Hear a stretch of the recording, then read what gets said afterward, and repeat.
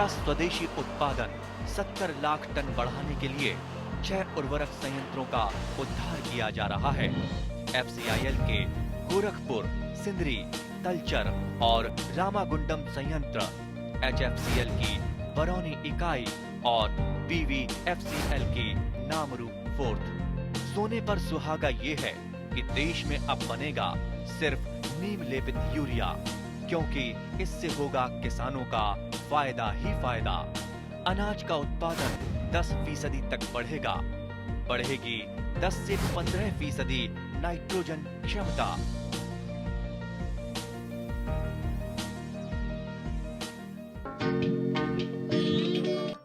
আমাৰ ৰাজ্যত গোপালন এক পৰম্পৰা হৈ থকা নাই, বৰঞ্চ ই হৈ পৰিছে জীৱন নিৰ্বাহৰ আহিলা। কিয়নো বিজ্ঞানসন্মত গোপালনে গাখীৰ উৎপাদন বৃদ্ধিত অৰিহণা যোগোৱাৰ লগতে প্ৰদান কৰে আৰ্থিক নিৰাপত্তা। গোপালনৰ সফলতাৰ প্ৰাথমিক চৰ্তটোৱে হ'ল এখন নিশ্চিত গাখীৰৰ বজাৰ। বজাৰ অবিহনে গোপালকে আৰ্থিক নিৰাপত্তা অনুভৱ কৰিব নোৱাৰে। সেয়ে বিজ্ঞানসন্মত গোপালনৰ প্ৰাৰম্ভণিতে চাব লাগে কাষৰত থকা এখন নিশ্চিত গাখীৰৰ বজাৰ। তেনেদৰে গোপালকে বিজ্ঞানসন্মত গোহালি, উৎপাদনক্ষম বৰ্ণসংকৰ গাই গৰু ক্ৰয়, সমতুল দানা, প্ৰয়োজনীয় প্ৰতিষেধক চিটা আৰু পেলুৰ দৰৱ খুওৱা তথা নিয়মীয়া প্ৰজননৰ কথাটো মন কৰা উচিত। ৰাজ্যত চৰকাৰী সংস্থাপনৰ সীমাবদ্ধতা হেতু বহুসংখ্যক যুৱকে বিজ্ঞানসন্মত গোপালন কৰিবলৈ অহাটো এটা আদৰণীয় বিষয়। ই কেৱল নিবনুৱা সমস্যাৰ দূৰীকৰণৰ লগতে নহয়, ৰাজ্যত দুগ্ধ উৎপাদন বৃদ্ধিতো অৰিহণা যোগাব পাৰে। সফল গোপামৰ বাবে যেনেদৰে পৰিপুষ্টি, নিয়মীয়া প্ৰজনন আৰু স্বাস্থ্য সুৰক্ষাৰ প্ৰয়োজন, তেনেদৰে এক আদৰ্শ গোপাম আন 10জন উদ্যমীৰ বাবে আদৰ্শৰ কাৰণ হ'ব পাৰে। কিয়নো এখন আদৰ্শ পামে গোহালিৰ পৰা সামগ্ৰিক ব্যৱস্থাপনাত বিজ্ঞানসন্মত দিশসমূহক অধিক গুৰুত্ব দিয়ে। ফলত উৎপাদন ব্যয় কমোৱাৰ লগতে গুণগত উৎপাদনে অধিক আয়ৰ সুযোগ প্ৰদান কৰে। হাজোৰ ৰাজচক্ৰৰ নিজ হাজোৰ তপন দাস এজন উদ্যমী আৰু পৰিশ্ৰমী গোপালক। ৰাতিপুৱাৰ পৰা গোপামত জড়িত হৈ গাখীৰ খিৰোৱাৰ পৰা বিতৰণলৈ সকলো দায়িত্ব নিজেই কৰে। এই প্ৰসংগত তপন দাসে কয় এনেদৰে। আৰু দাস, আপুনি এই দুগ্ধ পাম্প খোলা বা গো পাম্প খোলাৰ কথা মনলৈ কিয় আহিল? কিয় মানে ছাৰ, গৰু ফাৰ্ম কৰিলে মই 2জন মানুহ ৰাখিব পাৰিম। পাৰি হ'লে সেই 2জন মানুহ অলপমান খাৱালত টেনশ্যন নহ'ব। আপোনাৰ সেইটোৰ কাৰণে মই গো ফাৰ্ম খুলিছোঁ। গতিকে কেনেধৰণে আৰম্ভ কৰিলে? প্ৰথম মোৰ হেৰি গৰু আছিল, ক্ৰছ গৰু আছিল। ক্ৰছ গৰু থাকোঁতে মোৰ বেছি লাভৱান হোৱা নাছিলোঁ। এতিয়া মই ভাবিলোঁ মানে মই অলপ দামী গৰু আনো, গাখীৰো 10-15 লিটাৰ ওলা গৰু আনো, তেতিয়াহ'লে মই বেছি লাভৱান হ'ব পাৰিম। সেইটোৰ কাৰণত মই হেৰি গৰু আনিছিলোঁ। মই কেইটা আনিলে তেতিয়া? মই প্ৰথম 3টামান আনিছিলোঁ। 3টাৰ পৰা মই চাই ল'ম, বোলো আৰু অলপ বেছিকৈ আনিলে মই আৰু ভাল হ'ব। সেনেকৈ হৈ হৈ মোৰ 10টা গৰু হৈ গ'ল। 10টা হোৱাৰ পৰা এতিয়া মোৰ বহুত ভাল হৈছে। গাখীৰো মই বহুত খিন্দি পাওঁ। এতিয়া কিমান মুঠ আছে গাই গৰু আছে? গাই গৰু 10টা আছে। 10টা আছে। আৰু মানে আমি একেলে এভাৰেজ হিচাপত গাখীৰ উৎপাদন কেনেকুৱা? গাখীৰ মই মোটামুটি 120লৈকে পাইছিলোঁ। এতিয়া মোৰ গাভিনো আছে। গাভিন থাকিলে অলপমান এতিয়া মই 90 মান পাই আছোঁ। 90 লিটাৰ।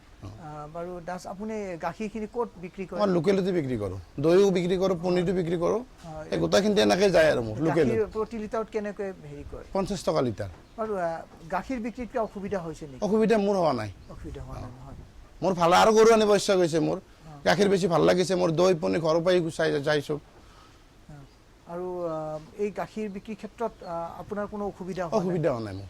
কিন্তু ইয়াৰ ফলত আপুনি কি ক'ব খোজে যে আমাৰ কোনো এজন যুৱকে বা মানে কোনো এটা পৰিয়ালে গাই গৰু পালন কৰি পৰিয়াল এটা চলাই থাকিব পাৰিব? ছাৰ, তেনেকুৱাকৈ পৰিয়াল চলাবলৈ এজন মানুহৰ কেইটা গাই গৰু লাগিব? গাইটো এতিয়া এজন মানুহ হ'লে 2টা গাই হ'লে হৈ যায় ছাৰ। 10-15 লিটাৰ গাই হ'লে 30 লিটাৰ গাখীৰ। 30 লিটাৰ গাখীৰত যদি সিহঁতক 10 লিটাৰ খোৱা যায়, 20 লিটাৰত পৰিয়াল এটা আৰামত চলে। তাৰমানে কেইটা গৰু লাগিব? 2টা গৰু দিয়ে এখন পৰিয়াল চলি থাকিব পাৰিম ছাৰ। যদি ধুনীয়াকৈ চলিব পাৰে।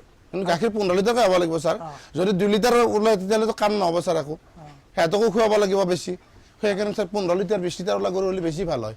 কিছুমানে ছাৰ ভয় কৰে ছাৰ, বেছি দামী গৰু হ'লে ঘৰত বনা গৰুগিলা অলপ কষ্ট বেছি, কিন্তু মই ছাৰ একো কষ্ট পোৱা নাই। মোৰ এতিয়া আছে ছাৰ, মই অলপ খেৰ ঘাঁহ যদি মই নিজা মাটিত বেছিকৈ কৰিব পাৰোঁ তেতিয়া মই 30টামান গাই পুহিব পাৰিম ছাৰ। পৰিষ্কাৰ পৰিচ্ছন্নতা গোহালি ঘৰৰ এটা প্ৰয়োজনীয় দিশ, কিয়নো মজিয়াৰ নিয়মীয়া পৰিষ্কাৰে ওহাৰ ফুলা ৰোগৰ মাত্ৰা কমাব পাৰে। তেনেদৰে নিয়মীয়া প্ৰতিষেধক চিটা পৰিপুষ্টিয়ে সুস্থ প্ৰজনন আৰু স্বাস্থ্যৰ দিশ নিৰ্দেশনা কৰে। এই প্ৰসংগত হাজো ৰাজ্যিক পশু চিকিৎসালয়ৰ পশু চিকিৎসা বিষয়া ডাক্তৰ দিলীপ কুমাৰ পাঠকে কয় এনেদৰে। আমাৰ হাজো অঞ্চল এখন কৃষিজীৱী কৃষি প্ৰধান ঠাই। ইয়াত আমাৰ শতকৰা 70-80% ৰাইজে কৃষিৰ লগত জড়িত আৰু পশুপালনৰ লগত জড়িত, আৰু এই বৃহত্তৰ অঞ্চলত আমাৰ দুগ্ধ উৎপাদনৰ বৃহৎ মানে সম্ভাৱনা আছে। আমাৰ 70 দশকৰ পৰাই আমাৰ ইয়াত লিকুইড চিমেণ্টৰ দ্বাৰা কৃত্ৰিম প্ৰজনন হৈ আছিলে। এতিয়া যদিও আমাৰ ফ্ৰজেন চিমেণ্ট ব্যৱহাৰ কৰা হৈছে, আমাৰ ৰাইজ মানে যথেষ্ট উৎসাহজনক আমাৰ কৃত্ৰিম প্ৰজননৰ ক্ষেত্ৰত। ইয়াত আমাৰ ক'বলৈ গ'লে ঘৰে প্ৰতিয়ে এজনী দুজনী ক্ৰছ গৰু আছে। যদিও মানে 70 দশকৰ পৰাই আমাৰ কৃত্ৰিম প্ৰজনন হৈ আছে, মাজে সময়ে বান হোৱাৰ কাৰণে আমাৰ ইয়াত অলপ সম্ভাৱনাটো কমি গৈছিলে। এতিয়া আকৌ সেই পুৰণা অৱস্থা ঘূৰি আহিছে, আগৰ অৱস্থা ঘূৰি আহিছে। ইয়াত মানে আপোনাৰ যথেষ্ট সম্ভাৱনা আছে, আৰু আমাৰ যিবোৰ নিবনুৱা ডেকা আছে তেওঁলোকে কৃষি পালনৰ লগত জড়িত হৈছে আৰু এতিয়া লাভৱান হোৱাও দেখা গৈছে। ইয়াত এতিয়া এনেকুৱা হৈছে, আমাৰ কিছুমান দুগ্ধ সমবায় সমিতি DCSও গঠন কৰা হৈছে, আৰু এই গঠনৰ জৰিয়তে আমাৰ গাখীৰবোৰ ইয়াত যি অতিৰিক্ত গাখীৰ হয় সেইবোৰ আমাৰ গুৱাহাটী পুৰবী ডায়েৰীলৈ হয় মানে পঠোৱা হয়, আৰু তাৰ দ্বাৰা কৃষকসকলে মানে নিজৰ অতিৰিক্ত গাখীৰখিনি বিক্ৰী কৰিছে। আৰু কিছুমান ক্ষেত্ৰত কি কৰা হৈছে, আমাৰ ইয়াত যিখিনি গাখীৰ প্ৰডাকশ্যন হয় সেইখিনি গাখীৰ আমাৰ ঘৰে ঘৰে আমাৰ যেতিয়া আমাৰ ৰাইজ যথেষ্ট আছে ইয়াত হাজো অঞ্চলতো মানে এই গাখীৰখিনি ব্যৱহাৰ কৰা হয়, আৰু অতিৰিক্তখিনি আমাৰ পুৰবী ডায়েৰীলৈ পঠিওৱা হয়। এতিয়া কথা হৈছে কি, আমাৰ ইয়াত ৰাইজে জাৰ্চি, আমাৰ থলুৱা গৰুৰ লগত জাৰ্চিৰ কৃত্ৰিম প্ৰজনন কৰিছে, আৰু হলষ্টেইন ফ্ৰিজিয়ান গৰুৰো মানে কৃত্ৰিম প্ৰজনন কৰা হৈছে। এই দুটা হৈছে, লগতে আমাৰ এতিয়া চাহিৱাল আৰু গিৰ এই দুটা প্ৰজাতিৰ গৰু আহিছে, ইয়াত কৃত্ৰিম প্ৰজনন হৈছে। আমাৰ ৰাইজ মানে এতিয়া আপোনাৰ যিখিনি গাখীৰ উৎপাদন হৈ আছে তাৰ পৰা গাখীৰখিনি বিক্ৰীও কৰিছে, লগতে পনীৰ, দৈ, ক্ৰীম এইবোৰো বনাইছে, আৰু এইখিনি আমাৰ থলুৱা বজাৰৰ লগতে গুৱাহাটীলৈও মানে আপোনাৰ পঠিয়াই তেওঁলোকে লাভৱান হৈছে। আমাৰ ইয়াত কি হৈছে, এতিয়া আপোনাৰ ধৰক আমাৰ যিখিনি আমাৰ পশুপালকসকলে গৰু উৎপাদন মানে যিটো গৰু পালনৰ লগত জড়িত হৈ আছে, তেওঁলোকে প্ৰথমতে কি হয়, আমাৰ নজৰ দিবলগীয়া ঠাই আছে, কিছু তেওঁলোকে জানিবলগীয়া আছে আমাৰ গোহালিটো কেনেধৰণৰ হ'ব লাগে। গোহালিটো আমাৰ গোহালিটো লোকেল যিখিনি আমাৰ স্থানীয়ভাৱে পোৱা বয় বস্তু আছে সেইখিনি বাঁহ বেতেৰেও বনাব পাৰে, কিন্তু কথা হৈছে কি, আমাৰ মজিয়াখন সাধাৰণতে কংক্ৰিটৰ হ'লে বেছি ভাল হয়। আৰু আপোনাৰ এটা যিটো আমাৰ খাদ্য দিয়া ঠাইৰ পৰা তাৰ লগত এটা শ্লোপ থাকিব লাগে, 1 ইঞ্চৰ পৰা 1.2 ইঞ্চ শ্লোপ থাকিব লাগে। তেতিয়াহ'লে কি হয়, আপোনাৰ যিখিনি শৌচ পেচাব হয় সেইখিনি আপোনাৰ ফ্লাছ কৰি দিলে ওলাই যাবলৈ সুবিধা হয়, আৰু তাত জমা হৈ নাথাকে বা বেমাৰৰ বীজাণু মানে বৃদ্ধি হ'ব নোৱাৰে, সেইটো কৰিব লাগে। আৰু তেওঁলোকে যিখিনি খাদ্য দিয়ে খাদ্যখিনি সঠিকভাৱে দিব লাগে, যিটো আমাৰ মেন্স বুলি কয়, দানা দিয়া ঠাই, দানাৰ পাত্ৰ তাত দিব লাগে, আৰু যাতে খাদ্যখিনি নষ্ট নহয় সেইখিনিও মানে যত্ন ল'ব লাগে। কিয়নো আমাৰ খাদ্য নষ্ট হ'লে আমাৰ খাদ্যৰ খৰচখিনি, আচলতে গাখীৰ উৎপাদনত খাদ্যৰ পৰিমাণ যথেষ্ট খৰচ হয় খাদ্য কিনোতে, সেইকাৰণে খাদ্যখিনি যথেষ্ট পৰিমাণে দিব লাগে। আৰু তাৰ আমাৰ হাফৱাল দি বাকীখিনি মুকলিকৈ ৰাখিব পাৰে, তেওঁলোকে মুকলিকৈ ৰাখিব পাৰে। আৰু ইয়াত যিহেতু মহৰ অলপ উৎপাতটো বেছি আছে, মহৰ পৰিমাণ বেছি আছে, সেইকাৰণে তেওঁলোকে আঁঠুৱা দিব পাৰে, চাৰিওফালে আঁঠুৱা দি মহ নোসোমোৱা কৰিব পাৰে, তেতিয়া গৰুখিনি আৰামত থাকে। আৰু মহে খালে গাখীৰৰ উৎপাদনো যথেষ্ট, যেতিয়া অলপ গৰুখিনি অলপ উত্তেজিত হয় গাখীৰৰ উৎপাদনো কমি যায়, সেইকাৰণে গৰুখিনি স্বাস্থ্যও ঠিকে থাকে, আঁঠুৱা দিব পাৰে। বৰক্ষেত্ৰী মৌজাৰ মোকালমোৱাৰ ক্ষুদিৰাম ডেকা এজন আদৰ্শ গোপালক হিচাপে প্ৰতিষ্ঠিত। কেইবাবছৰো জাগিৰোড অঞ্চলত গোপাম ব্যৱসায়ৰ সৈতে জড়িত থাকি মোকালমোৱা নিজ বাসগৃহত এখন বিজ্ঞানসন্মত গোপাম স্থাপন কৰিছে, য'ত পৰিষ্কাৰ পৰিচ্ছন্নতাক অধিক গুৰুত্ব দিয়ে। আনকি নিবিড় পদ্ধতিত ৰখা গাইবোৰৰ খুৰা বা ঠেঙৰ গাঁঠিৰ ৰোগ ৰোধিবলৈ ৰাবাৰ মেট পৰ্যন্ত ব্যৱহাৰ কৰিছে। এক সংগ্ৰামী জীৱনৰ পৰা অব্যাহতি লৈ গোপামেৰে প্ৰতিষ্ঠিত হোৱা ক্ষুদিৰাম ডেকাই এই আয়েৰে এটা পকী ঘৰ সজোৱাৰ উপৰিও সুন্দৰ জীৱন যাত্ৰা অব্যাহত ৰাখিছে। গোপালনৰ লগত জড়িত হোৱাৰ প্ৰসংগত ক্ষুদিৰাম ডেকাই কয় এনেদৰে। আপুনি এই পশুপালন খণ্ডটোলৈ কিয় আহিল বা অন্য ব্যৱসায়ৰ কথা কিয় নাভাবিলে? ইয়াত লাভালাভটো বেছি আৰু নিজে মই প্ৰেক্টিকেলি 8 বছৰমান হেৰি কৰিছিলোঁ, এই মানে গাই গৰু পালনত জড়িত আছিল। পালন কৰিছিলোঁ। ক'ত আছিল এইটো? এইটো জাগিৰোডত আছিল মোৰ খুৰাৰ ঘৰত। খুৰাৰ পৰা মই ট্ৰেইনিংখিনি লৈছোঁ এইখিনি। আপুনি কেনেধৰণে আৰম্ভ কৰিলে? মই প্ৰথমতে এজনী হেৰি মাইকী কিনিছিলোঁ, তাৰ পৰা লাহে লাহে বাঢ়ি গৈছে আৰু বাঢ়ি যোৱাৰ পিছত ইনকামটো ভাল হৈছে। আৰম্ভণিতে কিমান গাখীৰ পাইছিল? আৰম্ভণিতে মই 20-30 লিটাৰ পাইছিলোঁ। তাৰপিছত এতিয়া মোৰ হেৰি 100 পাৰ হৈ গৈছে। 100। যেতিয়া প্ৰতিজনী গাই গৰু ক্ষীৰতী থাকে তেতিয়া গাখীৰ উৎপাদন কিমান পায়? মোটামুটি 80-90 মান পোৱা যায়। 80-90 মান থাকে নহয়? তাৰপিছত গাভিন থাকে তাত। তাতে সেইবোৰ হেৰি দি পেলাই। আৰু কৃত্ৰিম প্ৰজননৰ ক্ষেত্ৰত কেনেধৰণে আপুনি সা সুবিধাটো পাইছে? মই এইটো ভেটেনেৰীৰ লগত যোগাযোগ কৰোঁ, তেওঁলোকে খবৰ দিয়াৰ পিছত পঠাই দিয়ে। এই যে আপুনি আপোনাৰ চাহিৱাল আছে বা এইটো আছে, এইটো আপুনি নিজে কৈ দিয়ে নে মোক এটা চাহিৱালৰ বেজী লাগে? কেতিয়াবা কোৱা যায়, কেতিয়াবা তেখেতসকলে নিজে দিয়ে নহয়? গতিকে আপুনি এতিয়া যিকেইটাত আছে গোটেইকেইটাই আপোনাৰ মানে HF ক্ৰছ বা জাৰ্চি নে আন কিবা আছে? ক্ষীৰতীৰ ভিতৰত হেৰি অষ্ট্ৰেলিয়ান আছে দুজনী আৰু HF আছে দুজনী, 7জনী ক্ষীৰাও মই এতিয়া। চাহিৱাল নাই? চাহিৱাল এটা আছে নহয়? আপুনি এই যিটো গাখীৰ উৎপাদনৰ ক্ষেত্ৰত গাখীৰৰ গুণাগুণৰ ক্ষেত্ৰত কোনটো বেছি পাইছে বা কোনটো ভাল পাইছে? গাখীৰৰ গুণাগুণটো চাহিৱাল আৰু এই অষ্ট্ৰেলিয়ানৰ বেছি ভাল হয় না? এই উৎপাদিত গাখীৰখিনি আপুনি কেনেধৰণে বিক্ৰী কৰি আছে বা বিপণন কৰি আছে? আমাৰ ইয়াতে হোটেল এখন আছে, কাজিৰঙা হোটেল। হয়। এই কাজিৰঙা হোটেলত গোটেইখিনি গাখীৰ লৈ যায়, তাত নিফালে চানা ফাটাই গাখীৰখিনি। প্ৰতি লিটাৰ গাখীৰত কিমান দাম পায় আপুনি ইয়াতে? মই 50 টকাকৈ পাওঁ। 50 টকাকৈ পাম। বাৰু দানাৰ ক্ষেত্ৰত আপুনি কি ধৰণৰ ব্যৱস্থা লৈছে? দানাটো মই এতিয়া হেৰি সিজা দানা খুৱাওঁ, মচুৰৰ দালি, মাহৰ দালি। সেইটো নিজাকে বনাই নে কি আনে? আপুনি কি দিয়ে এই যেতিয়া দানাটো বনাই কি দিয়ে? মই প্ৰথম দিওঁ হেৰি কিষাণ দানাটো দিওঁ, তাৰ লগত চাপৰটো থাকে, তাৰপিছত মাটিমাহ, মচুৰৰ দালিটো সেইটো সিজাই পেলাই দিয়া যায়, আৰু বেচনটো থাকে মোৰ। সেইটো আপুনি মানে জাগিৰোডত যিখিনি শিকি আছে সেইমতে কৰি আছে, যিখিনি মানে কৰি আছে। বাকী ভেকচিনেশ্যনখিনি মোৰ ভেটেনেৰীৰ পৰা আহে, নিয়মীয়াকৈ দি যায়, পেলুৰ ঔষধো নিয়মীয়াকৈ দি যায়।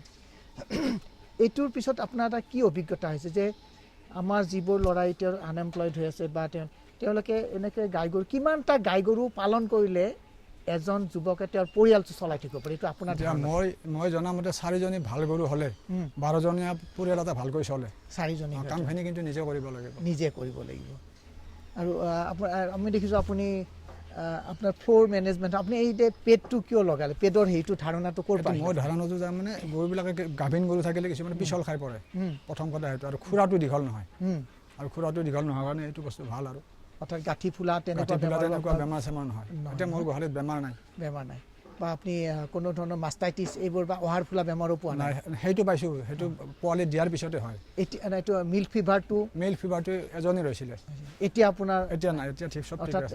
কেলছিয়াম আপুনি যথেষ্ট পৰিমাণে দিয়ে গাভিনীৰ সময়ত? গাভিনীৰ সময়ত দিওঁ, কেলছিয়াম দিম, আইৰণটো খুৱাই। আৰু যিটো ক'লোঁ যে সাধাৰণতে মাষ্টাইটিছ পোৱালি দিয়াৰ বা গাখীৰ খোৱাৰ প্ৰতি আমি সময়ত ব্যৱস্থা, এইটো ক্ষেত্ৰত আপুনি কি কৰে? ডিপিং কৰে নে? কিট ডিপিং কৰে নে? কিট ডিপিংটো অৰ্থাৎ বা আপুনি এণ্টিছেপ্টিক চলিউশ্যনত? মই তেনেকুৱা বস্তু ব্যৱহাৰ নকৰোঁ, মই বেছিভাগ তাৰমানে গৰম পানীৰে সেক দিওঁ, তাৰপিছত মেষ্টালেপ মলমটো দিওঁ। নহয়, যেতিয়া আপুনি সাধাৰণতে প্ৰতিবাৰ গাখীৰ খিৰোৱাত আপুনি কেনেধৰণে আপুনি গাখীৰ খিৰোৱাটো কৰে? খিৰোৱাটো মই হেৰি প্ৰথমতে বাঁহটো চাফা কৰি লওঁ, একদম চাফা কৰি লওঁ, আৰু চাফা কৰি লৈ তাত গৰম পানী চাপানী ধুই তেতিয়া মই পোৱালিটোক লগাই দিওঁ। পোৱালি দিয়াৰ পিছত পোৱালি খোৱাৰ পিছত যিখিনি বাঁহত গাখীৰ থাকে সেইখিনি মই উলিয়াই দিওঁ, গোটেইখিনি গাখীৰ।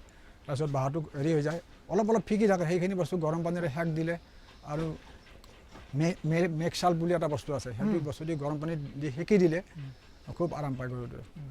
বাৰু এতিয়া আপোনাৰ যিটো গাখীৰৰ আপোনাৰ বজাৰৰ কোনো চিন্তা নাই? এতিয়া মোৰ চিন্তা নাই, বজাৰৰ কাৰণে আপোনাৰ চিন্তা নাই, এটা নিয়মীয়াকৈ হৈ আছে, গাখীৰৰ এটা বজাৰ পাইছে।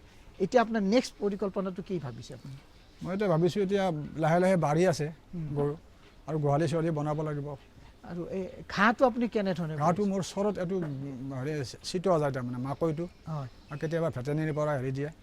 আপুনি মাকৈ তাতে যিটো মাকৈটো আপুনি এইটো কিমান খেতিত কিমান বিঘাত মাটি কৰিছে? মই মোটামুটি 7 বিঘা 8 বিঘাত মাকৈ খেতিটো কৰোঁ। এতিয়া সেই ঘাঁহ আপুনি খুৱাই আছে? এতিয়া সেই ঘাঁহটো আৰু মাকৈখিনি আপুনি পিছত বিক্ৰী কৰিব? আপুনি দানাত ব্যৱহাৰ কৰিব পাৰে? সেইটো দানাত যোৱাবাৰ কৰিছিলোঁ, এইবাৰো কৰিম সেইটোৱে। সেইটো দানাত হেৰিত ব্যৱহাৰ কৰিব। গতিকে তাৰ কাৰণে আপোনাৰ উৎপাদন ব্যয়টোত যথেষ্ট মানে হেৰি হৈছে, খৰচো হয় আৰু সেইমতে খৰচটো পোৱাও যায়। যদি আপুনি যদি ঘাঁহখিনি নিজৰভাৱে দিয়ে তেতিয়াহ'লে যিটো কোম্পানীৰ যিটো দানা যিটো সেইটোতকৈ আপোনাৰ কমত হয়? অলপ কমত হয়, অলপ নহয় বহুত কমতে হয়। বহুত কমতে হয়। বাৰু আপুনি যিখিনি গোবৰ, এই গোবৰখিনিৰ ক্ষেত্ৰত আপুনি কেঁচু সাৰ বনোৱাৰ কথা ভাবিছেনে? মই এইটো ভবা নাই তাৰমানে, এতিয়া জাগাও নাই তেনেকুৱা জাগা। মই খালতে পেলাই দিওঁ, খালটো মাৰি আছোঁ। তাত আপুনি কেঁচু সাৰৰ কথা আপুনি ভাবিব পাৰে? সেইটো পাৰোঁ, কিন্তু ঘটনা হৈছে কি মই সিমান ভালকৈ নাজানো, এইটো সম্পৰ্কত এইটো যদি আপুনি প্ৰশিক্ষণ লয় তেতিয়াহ'লে আপোনাৰ কেঁচু সাৰখিনি আপুনি কেঁচু যিটো আপুনি অকণমান কৃষি বিজ্ঞান কেন্দ্ৰৰ লগত যদি আপুনি যোগাযোগ কৰে নলবাৰীত, তেতিয়া আপোনাক শিকাই দিব আৰু তেতিয়া আপুনি কেঁচু সাৰৰ আপুনি কৰে, কাৰণ আপোনাৰ যিটো ঠাই কম, গতিকে আপুনি যদি সেই গোবৰখিনি যদি কেঁচু সাৰলৈকে আপুনি কৰে, আপোনাৰ এতিয়া যথেষ্ট হেৰিও আছে, আপুনি পাৰিব। গতিকে সেইটো আপোনাৰ এটা অতিৰিক্ত আয়ৰ হেৰি হ'ব। এতিয়া কথা হ'ল আপুনি বিভিন্ন সংগ্ৰামৰ মাজেৰে অহা, মই জনাত আপুনি বিভিন্ন সংগ্ৰামৰ মাজেৰে আহি আজি নিজে স্ব-নিৰ্বাচন হৈছে। আমি এতিয়া অৰ্থনৈতিক আন্দোলনৰ কথা কওঁ, গতিকে এই অৰ্থনৈতিক আন্দোলনৰ বাবে আমাৰ ল'ৰাসকলে কি কৰিব লাগিব, যিসকলে চাকৰিৰ পিছত এতিয়াও দৌৰি আছে, সেইসকলক আপুনি কি কয়? তেখেতসকলে চাকৰিৰ পিছত দৌৰিব নালাগে, শিক্ষাটো ভাল শিক্ষা চবেই লৈছে। শিক্ষাটো লৈ নিজে এনেকুৱা মই যেনেকুৱাকৈ কৰিছোঁ এনেকুৱাকৈ যদি তেওঁলোকে আৰম্ভ কৰে যদি, তেতিয়া খুব সুন্দৰ ইনকাম হ'ব। গতিকে অৰ্থাৎ আমাৰ নিজৰ ৰাজ্যতে আমি ভাল মানে খুব সুন্দৰ। আপুনি যিটো উৎপাদন বা আপুনি আয় কৰি আছে, এটা চৰকাৰী চাকৰিতকৈ ভাল ইনকাম কৰি আছে। এই আয়ৰ টকাৰে আপুনি বাৰু কি কৰিলে এতিয়া কওকচোন? মই এতিয়া কি কৰিম, মোৰতো একেবাৰে অৱস্থা বেয়া আছিল। বেয়া থাকিলেও তাৰমানে মই ঘৰটোৱে বনাব পৰা নাছিলোঁ। যোৱাবাৰ মই 3.5 লাখ টকাৰে মই ঘৰটো বনাইছোঁ। এইখিনি এই লেট্ৰিন বাথৰুম বনালোঁ, আৰু গৰু কেতিয়াবা বেমাৰ হ'লে কেতিয়াবা বিক্ৰীও কৰি দিব, আৰু সেই পইচাৰে গৰুৱে সোমাই দিছোঁ তাৰমানে। এনেকুৱাকৈ চলি আছোঁ আৰু ল'ৰা ছোৱালী পঢ়ি আছে।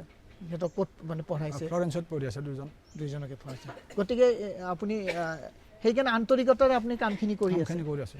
খুব সুন্দৰ। আৰু গতিকে আপোনাৰ যিটো আন্তৰিকতাই আপোনাক আয়ৰ পথটো দেখুৱাইছে। গতিকে আন এজন মানুহক হেৰি কৰাৰ দায়িত্ব দিয়াহেঁতেন আপুনি এইটো নাপালেহেঁতেন চাগে। এজন আছে আৰু আন এজন মানুহক আপুনি সংস্থাপন দিছে। সামগ্ৰিকভাৱে গ্ৰাম্য অৰ্থনীতিৰ বিকাশত পশুপালন খণ্ডই নীৰৱে এক গুৰুত্বপূৰ্ণ ভূমিকা লৈ আহিছে। সেয়ে পশুপালন বিভাগ, বেংক আদিৰ সময় সাপেক্ষ সহযোগিতাই শিক্ষিত যুৱকৰ স্বনিয়োজনত সহায়ক হ'ব পাৰে। প্ৰয়োজন মাথো ঐকান্তিক প্ৰচেষ্টা, ধৈৰ্য আৰু পৰিশ্ৰমৰ।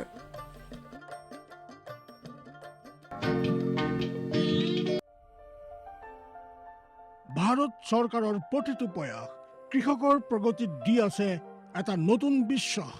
দেশৰ কৃষকসকলৰ প্ৰতি সমৰ্পিত ভাৰত চৰকাৰে বিশেষকৈ উত্তৰ পূৰ্বাঞ্চল আৰু আন্দামান নিকোবৰ দ্বীপপুঞ্জৰ কৃষি অঞ্চলৰ বিকাশৰ বাবে নতুন প্ৰগতিশীল পদক্ষেপ লৈছে, যাৰ দ্বাৰা কৃষকসকলে দ্ৰুত গতিত উন্নতি কৰি আছে। কৃষি অঞ্চলৰ বিকাশৰ গতি অব্যাহত ৰাখি মাননীয় প্ৰধানমন্ত্ৰী শ্ৰী নৰেন্দ্ৰ মোদী ডাঙৰীয়াৰ নেতৃত্বত ভাৰত চৰকাৰে এক দূৰদৰ্শী নিৰ্ণয় লৈ দেশত ৰাষ্ট্ৰীয় খাদ্য তেল মিছন অইল পামৰ আৰম্ভণি কৰিছে, যাৰ দ্বাৰা উত্তৰ পূৰ্বাঞ্চলৰ ৰাজ্যসমূহ আৰু আন্দামান নিকোবৰ দ্বীপপুঞ্জৰ কৃষকসকলৰ বিশেষ লাভ হ'ব। পুঁজিৰ বিনিয়োগত বৃদ্ধি পাব, খোৱা তেলৰ আমদানিৰ ওপৰত নিৰ্ভৰ কৰাটো কম হ'ব আৰু ৰোজগাৰৰ সুবিধা সৃষ্টি হ'ব।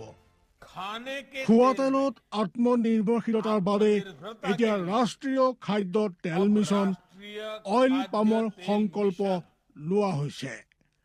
নৰ্থ ইষ্ট আৰু আন্দামান নিকোবৰ দ্বীপপুঞ্জ এনেকুৱা অঞ্চল য'ত সহজে পামৰ খেতি কৰিব পৰা যায়। পাম অইলৰ উৎপাদন হ'ব পাৰে। এই মিছনৰ অধীনত অইল পামৰ অঞ্চল আৰু উৎপাদন বঢ়োৱাত জোৰ দিয়াৰ বাবে চৰকাৰে 11,000 কোটি টকাৰো অধিক সাহায্য ৰাখি নিৰ্ধাৰিত কৰিছে। মিছনৰ অধীনত চৰকাৰে অইল পামৰ খেতিৰ বাবে ৰোপণ আদিৰ সহায়ত বৃদ্ধি ঘটাই পূৰ্বতে পাবলগীয়া প্ৰতি হেক্টৰত 12,000 টকাৰ পৰা বঢ়াই প্ৰতি হেক্টৰত 29,000 টকা কৰি দিছে। পুলি ৰোপণ সামগ্ৰীৰ অভাৱ দূৰ কৰাৰ বাবে বীজৰ উৎপাদন কৰাৰ বাবে বাগিচাকো সাহায্য প্ৰদান কৰা হ'ব। যাৰ অধীনত প্ৰতি হেক্টৰ ক্ষেত্ৰফলৰ অইল পামৰ উদ্যানৰ বাবে 1 কোটি আৰু নাৰ্চাৰী বিকাশৰ বাবে 50 লাখ টকাৰ ব্যৱস্থা আছে। 30 বছৰীয়া পুৰণা বাগিচাৰ পুনৰুদ্ধাৰৰ বাবে প্ৰতি পুলিত 250 টকাৰ এককালীন অনুদান দিয়া হ'ব। উত্তৰ পূৰ্বাঞ্চল আৰু আন্দামানৰ বিশেষ সাহায্যৰ অধীনত তাৰ অঞ্চলৰ গাঁথনি, জলবায়ু আৰু অন্য পৰিস্থিতি অনুসৰি বিভিন্ন দিশত যেনে হাফ মুন টেৰেছত প্ৰতি হেক্টৰত 4,000 টকা, জেওৰা, বায়োফেন্সিং তথা লেণ্ড ক্লিয়াৰেন্সৰ বাবে প্ৰতি হেক্টৰত 7,000 টকা আৰু একত্ৰিত খেতিৰ বাবে প্ৰতি হেক্টৰত 10,000 টকাৰ ব্যৱস্থা আছে। প্ৰাৰম্ভিক 4 বছৰৰ সময়ত ৰক্ষণাবেক্ষণ আৰু অন্তৰ্ফচলৰ বাবে প্ৰতি হেক্টৰত 50,000 টকাৰ ব্যৱস্থা আছে। কৃষকৰ বাবে ৰোজগাৰৰ সুবিধা সৃষ্টি কৰা আৰু উদ্যোগসমূহক উদগনি জনোৱাৰ বাবে 5 মেট্ৰিক টন প্ৰতি ঘণ্টা ক্ষমতাযুক্ত নতুন পাম অইল মিছনৰ প্ৰতি গোটৰ বাবে 5 কোটি টকালৈকে অনুদানৰ ব্যৱস্থা আছে আৰু ক্ষমতাত বৃদ্ধি পালে অতিৰিক্ত ধনৰাশিৰো বিকল্প আছে। আমাৰ দৰে কৃষকৰ অইল পাম মিছনৰ পৰা বহুত আশা আছে। আমাৰ লাগিছে এই যোজনা আমাৰ বাবে লাভজনক হ'ব আৰু ইয়াৰ দ্বাৰা আমাৰ উপাৰ্জনো বাঢ়িব। অইল পামৰ কৃষকসকলে সতেজ ফলৰ থোক অৰ্থাৎ FFB উৎপাদন কৰে, যাৰ বৰ্তমান মূল্য আন্তঃৰাষ্ট্ৰীয় মূল্যত হোৱা উঠানামাৰ আধাৰত নিৰ্ণয় লোৱা হয়। প্ৰথমবাৰ কেন্দ্ৰীয় চৰকাৰে সতেজ ফলৰ থোকৰ মূল্যৰ বাবে কৃষকসকলক আশ্বাস দিছে। ইয়াক প্ৰকৃত মূল্য বা BP বুলি ক'ব পাৰি, অৰ্থাৎ কৃষকসকলৰ কোনো লোকচান হ'বলৈ দিয়া নহ'ব। এই ব্যৱস্থাৰ দ্বাৰা কৃষকসকলৰ বজাৰৰ মূল্য উঠানামাৰ পৰা সংৰক্ষণ প্ৰাপ্ত হ'ব। প্ৰকৃত মূল্য BP নিৰ্ধাৰণ কৰাৰ আৰম্ভণি 1 নৱেম্বৰৰ পৰা হ'ব আৰু অহা বৰ্ষৰ 31 অক্টোবৰলৈকে অব্যাহত থাকিব। ইয়াক অইল পাম বৰ্ষ বুলি কোৱা হ'ব। ইয়াৰ দ্বাৰা উত্তৰ পূৰ্বাঞ্চলৰ ৰাজ্যসমূহ আৰু আন্দামান নিকোবৰ দ্বীপপুঞ্জত খেতি বৰ ভাল হ'ব আৰু কৃষকসকলে আনন্দৰ হাঁহি মৰাৰ এটা নতুন কাৰণ পাব। किसान भाइयों गांठ बांध लो, गांठ बांध लो, बहुत बहुत है काम की, समृद्धि के पैगाम की। मिट्टी के मिजाज को समझो, मिट्टी के हर राज को समझो, मिट्टी की तुम जांच कराओ, मुफ्त सॉइल हेल्थ कार्ड ले जाओ। कभी मुनासिब बीज लगाओ, सही किस्म की खाद ले आओ, जितनी जरूरी उतनी डालो, सही मात्रा खुद पहचानो, इसको अपना मंत्र बना लो, मिट्टी की सेहत तो जानो। बात बहुत है काम की, कम लागत अधिक वरदान की, किसान भाइयों गांठ बांध लो।